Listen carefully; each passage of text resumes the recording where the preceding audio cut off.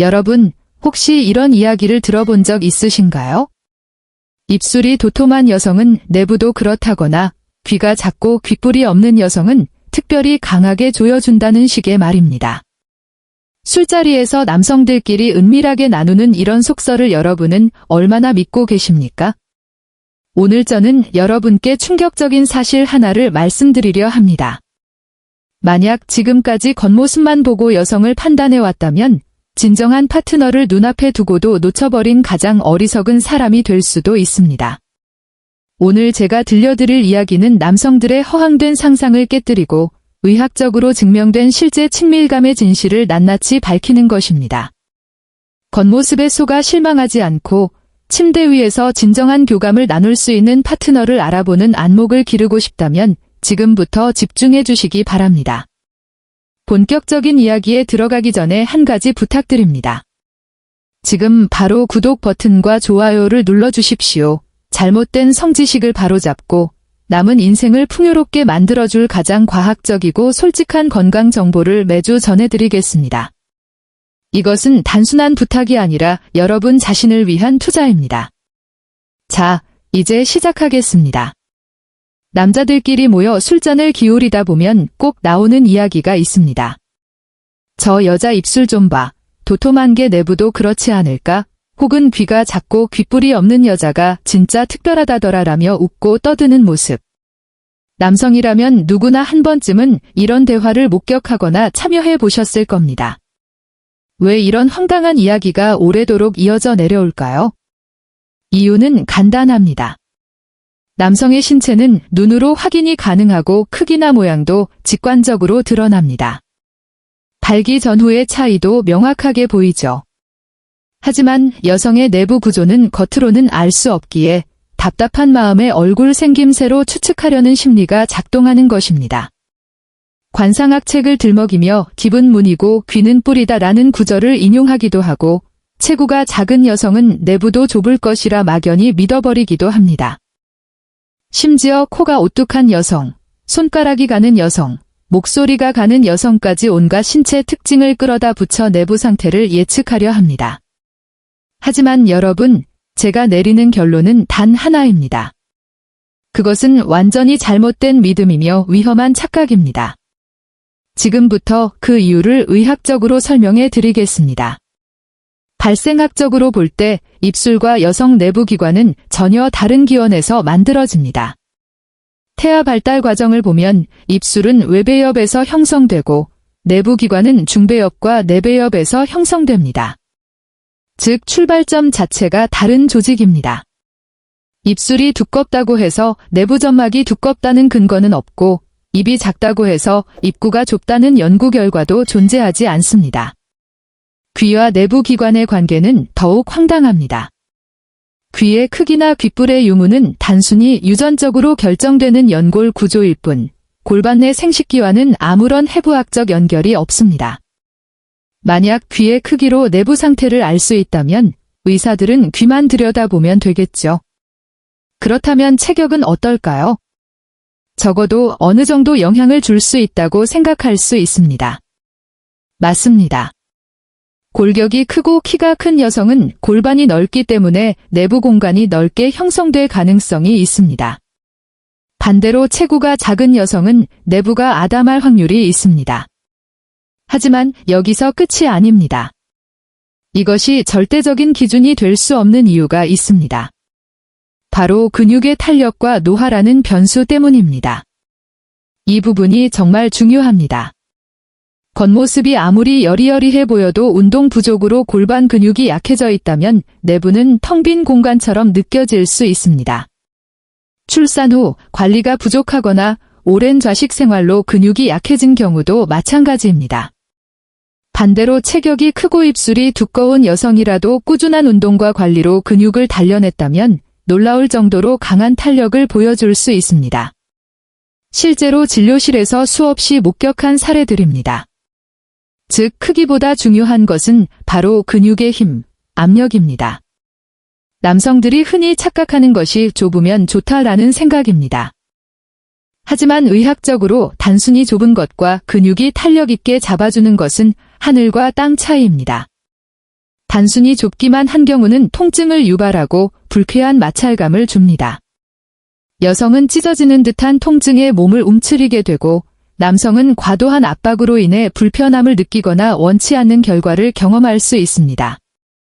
진정한 건강한 상태는 평소에는 부드럽게 이완되어 있다가도 자극을 받으면 벽에 주름이 맞물리며 리드미컬하게 수축과 이완을 반복하는 살아있는 기관입니다.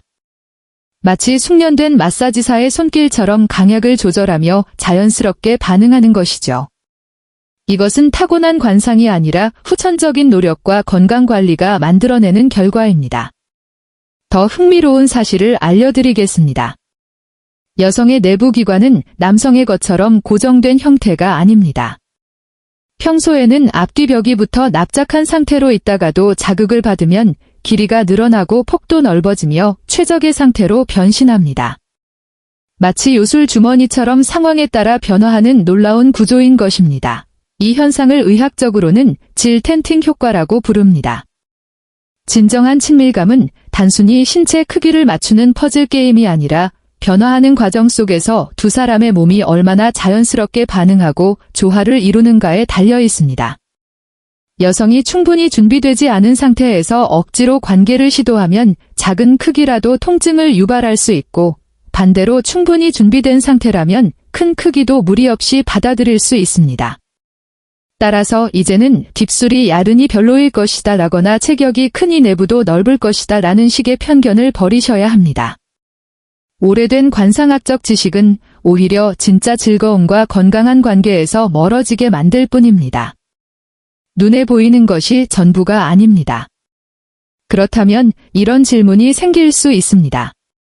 겉모습으로 알 수 없다면 파트너의 상태는 어떻게 확인할 수 있습니까? 직접 경험하기 전에는 모르는 겁니까? 과거에는 그랬습니다. 하지만 현대의학은 내부 상태를 안전하게 확인할 수 있는 놀라운 기술을 개발했습니다.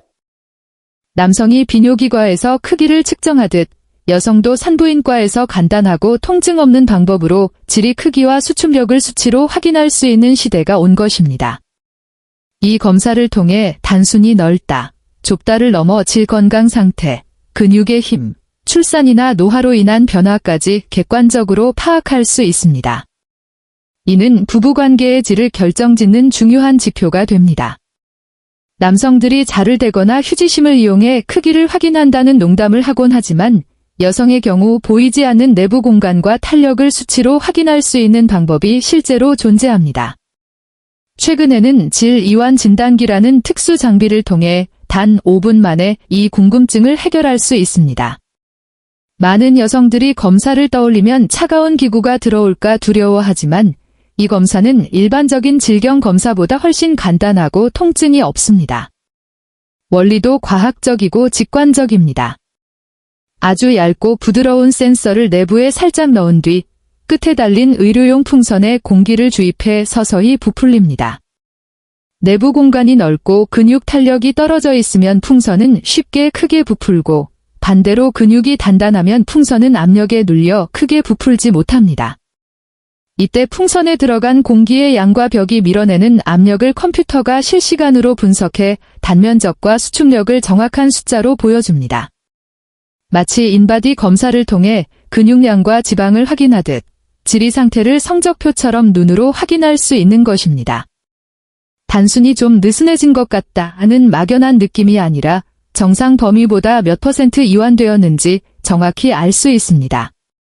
이 검사가 중요한 이유는 단순히 관계 만족을 위해서가 아니라 요실금이나 자궁 탈출증 같은 질환의 전조 증상을 조기에 발견할 수 있기 때문입니다. 실제로 검사를 받은 분들 중에는 예상보다 상태가 좋아 자신감을 되찾는 경우도 있고 겉보기엔 멀쩡했지만 내부 근육이 심각하게 약해져 조기 치료 기회를 얻는 경우도 있습니다. 예를 들어 출산 후 시간이 지나면서 예전 같은 느낌이 사라져 고민하던 한 여성은 검사를 통해 내부가 정상보다 40% 넓어지고 수축력도 평균의 절반 수준밖에 되지 않는다는 결과를 받았습니다. 하지만 꾸준한 골반 운동과 간단한 치료를 병행한 결과 3개월 만에 거의 정상 수준으로 회복했고 부부관계도 만족스럽게 개선되었습니다. 혹시 출산 후 예전 같지 않은 느낌 때문에 관계를 피하거나 혼자 고민하고 계시다면 가까운 여성의원을 찾아가 보십시오. 단 5분의 검사가 불안감을 해소해 줄 수 있습니다. 여기서 중요한 사실 하나를 짚고 넘어가야 합니다. 검사 결과가 좋지 않게 나왔다고 해서 여성으로서의 매력이 끝나는 것은 절대 아닙니다. 우리의 몸은 기계 부품처럼 한번 마모되면 버려야 하는 소모품이 아닙니다. 오히려 사용하면 강해지고 사용하지 않으면 퇴화한다는 생물학의 원칙이 가장 정직하게 적용되는 곳이 바로 생식기입니다. 이를 용불용설이라고 부르며 중년 부부의 성생활에 있어 황금률과도 같은 말입니다. 많은 부부들이 나이가 들면 이제 필요 없으니 아껴야지라며 관계를 줄이곤 하지만 오히려 꾸준히 유지하는 것이 건강에 도움이 됩니다. 여성의 질점막은 호르몬의 영향을 받아 두께와 윤기를 유지합니다. 폐경으로 호르몬이 줄어들면 점막은 얇아지고 건조해지며 위축됩니다. 이때 관계를 중단하면 내부가 달라붙거나 협착되는 경우도 생깁니다. 반대로 꾸준한 자극은 혈류를 증가시켜 산소와 영양분을 공급하고 점막 위축을 늦추며 근육 탄력을 유지하는 데 큰 도움이 됩니다. 남성도 마찬가지입니다. 사용하지 않으면 해면체 조직이 굳어 발기 기능이 약해질 수 있습니다. 발기는 단순히 혈액이 차는 현상이 아니라 신경, 혈관, 호르몬이 복잡하게 얽힌 정교한 시스템입니다. 이 시스템은 규칙적으로 작동해야만 제 기능을 유지할 수 있습니다. 학창시절 체육 선생님들이 강조하던 말처럼 꾸준한 운동과 사용이야말로 건강을 지키는 가장 확실한 방법입니다. 어릴 적 학교에서 선생님들이 그런 걸 너무 많이 하면 뼈가 상한다, 키가 안 큰다라며 겁을 주곤 했습니다. 순진했던 우리는 그 말이 사실인 줄 알고 괜히 죄책감을 느끼기도 했죠. 하지만 이제 성인이 된 우리는 압니다. 그것은 혈기왕성한 학생들이 공부에 집중하도록 하기 위한 귀여운 거짓말이었다는 것을요. 의학적으로 자위행위나 성관계를 많이 한다고 해서 뼈가 썩거나 수명이 줄어드는 일은 결코 없습니다. 오히려 중년 이후에는 작겨야 오래 산다가 아니라 꾸준히 사용해야 건강하다가 정답입니다. 우리 몸은 기계와 달라서 아낀다고 새 것이 되는 것이 아니라 쓰지 않으면 녹슬고 기능이 떨어집니다. 특히 갱년기를 겪는 여성들에게 있어 규칙적인 성생활은 선택이 아닌 필수적인 재활 치료와도 같습니다. 폐경 이후 질내부는 급격히 건조해지고 얇아지는데 이때 관계를 중단하면 질 입구가 좁아지고 탄력을 잃어버리는 위축증이 빠르게 진행됩니다. 마치 사람이 살지 않는 빈집이 더 빨리 낡아가는 것과 같은 이치입니다. 배우자의 애정과 규칙적인 자극은 혈액순환을 돕고 점막을 두껍게 유지시켜주는 최고의 천연 호르몬 보충제 역할을 합니다. 남성들도 예외는 아닙니다.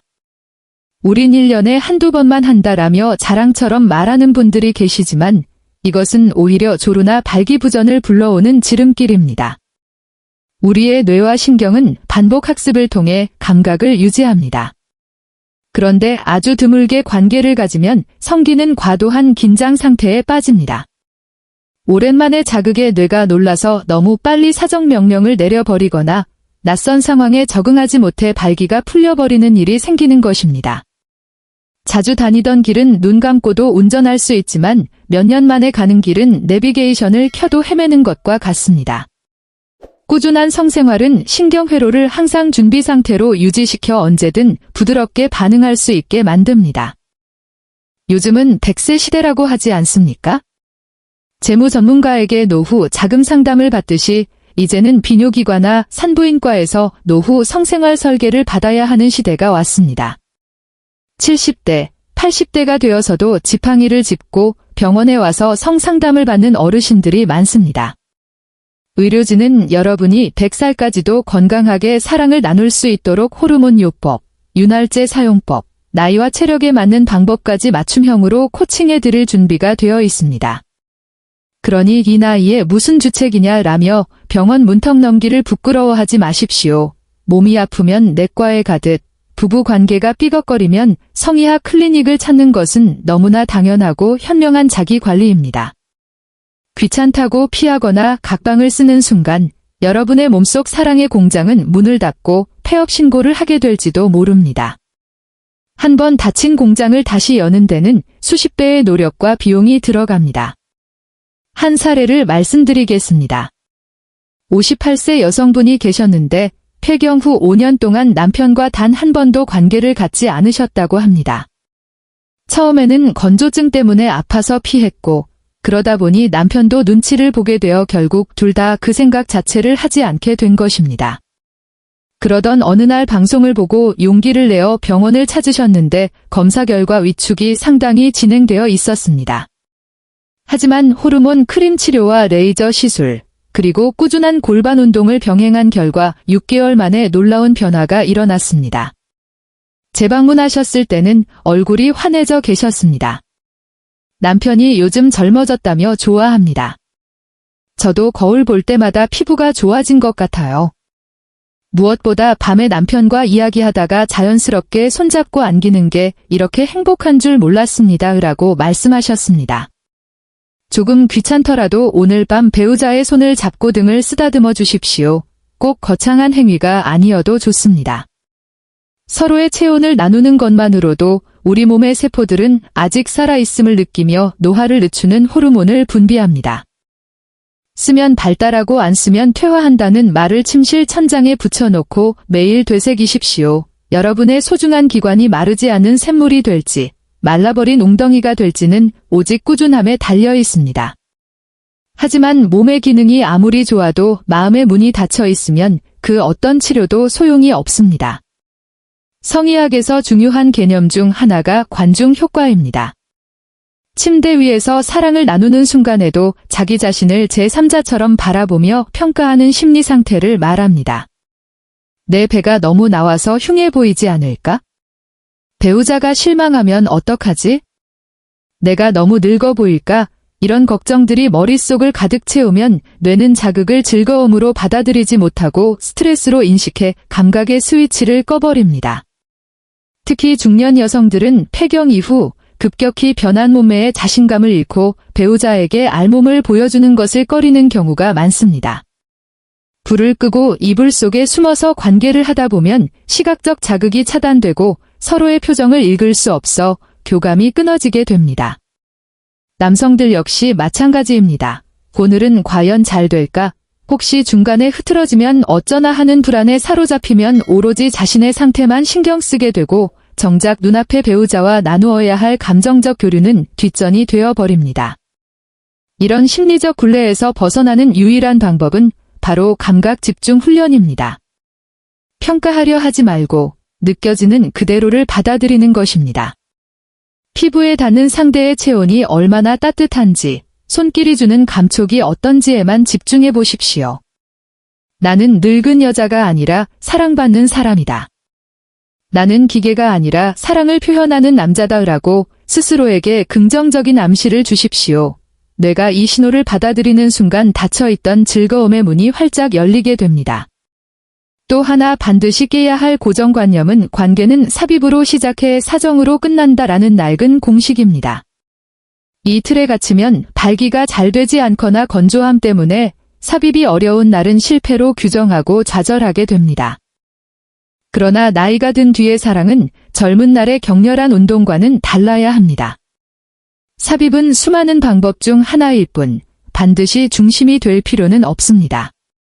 서로의 몸을 부드럽게 마사지하고 입맞춤을 나누며 손길로 위로하는 모든 행위가 훌륭한 성생활입니다. 실제로 많은 노년 부부들은 삽입 없이도 충분히 만족과 행복을 느낍니다. 오늘은 그냥 안아줄게 라는 말이 오히려 긴장을 풀어 더 깊은 사랑을 느끼게 만들기도 합니다. 그러니 발기가 예전 같지 않다고 해서 혹은 통증이 두려워서 관계를 피하지 마십시오. 우리에게는 성기 말고도 사랑을 나눌 수 있는 손, 입, 따뜻한 가슴이 있습니다.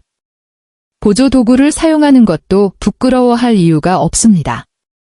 눈이 나쁘면 안경을 쓰듯, 건조하면 윤활제를 쓰고, 기능이 약해지면 의학의 도움을 받는 것은 지극히 현명한 선택입니다. 현대의학은 여러분이 삶의 마지막 순간까지 존엄과 기쁨을 누릴 수 있도록 다양한 안전장치를 마련해 두었습니다. 한 사례를 말씀드리겠습니다. 73세 여성분이 계셨는데 남편과 사별 후 오랫동안 혼자 지내시다가 뒤늦게 새로운 인연을 만나셨습니다. 처음에는 네 나이에 무슨 주책이냐라며 자녀들 눈치를 보셨지만 지금은 누구보다 활기차고 건강한 삶을 살고 계십니다. 그분이 하신 말씀이 기억에 남습니다. 주름진 손이라도 함께 잡고 잘 수 있는 사람이 있다는 게 이렇게 큰 위로가 될 줄 몰랐습니다. 몸이 닿으면 마음이 녹고 마음이 녹으니 아픈 곳도 사라지는 것 같습니다. 이것이 바로 나이가 들어서도 사랑을 멈추지 말아야 하는 이유입니다. 성생활은 단순히 쾌락을 위한 행위가 아니라 서로의 존재를 확인하고 거친 세상 속에서 유일한 내 편이 있다는 안도감을 주는 치유의 의식입니다. 100세 시대, 인생의 절반이 아직 남아 있습니다. 50세는 이제 겨우 반 한 점을 돈 것뿐입니다. 남은 50년을 무기력하게 늙어갈지, 매일 설레는 로맨스의 주인공으로 살아갈지는 오직 여러분의 선택에 달려 있습니다. 오늘 밤 당장 거창한 이벤트를 하라는 것이 아닙니다. 그저 텔레비전만 보지 말고 옆에 앉은 배우자의 손을 꼭 잡아주십시오. 따뜻한 눈빛으로 오늘 하루도 고생했어 라고 말하며 가볍게 안아주십시오. 그 작은 스킨십이 굳게 닫혀있던 마음의 문을 열고 몸속에 잠들어 있던 젊음의 호르몬을 깨우는 기적의 시작점이 될 것입니다. 관상이 어떻고 속궁합이 어떻고 하는 말들은 모두 잊으십시오. 지금 내 옆에 있는 사람이야말로 나를 가장 잘 알고 가장 아껴주는 최고의 파트너입니다. 서로의 부족한 점을 채워주고 아픈 곳을 보듬어주며 맞춰가는 그 과정 자체가 세상에서 가장 아름다운 친밀감입니다. 오늘 준비한 이야기는 여기까지입니다. 이 긴 이야기가 여러분의 마음에 작은 울림을 주어 다시금 뜨거운 사랑을 시작할 용기가 되었기를 바랍니다. 사랑은 부끄러운 것도 숨겨야 할 것도 아닌 우리에게 주어진 가장 큰 축복입니다. 혹시 오늘 내용 중 더 궁금한 점이나 말 못할 고민이 있다면 댓글로 남겨주십시오. 여러분의 작은 고민이라도 성심껏 듣고 의학적인 조언을 드리겠습니다. 또한 건강한 부부관계 비결이나 갱년기 극복 노하우가 있다면 함께 나누어 주십시오. 여러분의 생생한 경험담은 비슷한 고민을 가진 다른 분들에게 큰 위로와 희망이 될 것입니다. 구독과 좋아요, 알림 설정은 더 좋은 콘텐츠를 만드는 데 큰 힘이 됩니다. 앞으로도 여러분의 몸과 마음이 모두 건강해지는 그날까지 이 채널은 계속될 것입니다. 지금까지 여러분의 행복한 사랑과 건강한 삶을 응원하는 시간이었습니다. 감사합니다. 오늘 밤은 그 어느 때보다 따뜻하고 사랑이 가득한 밤이 되시기를 진심으로 기원합니다.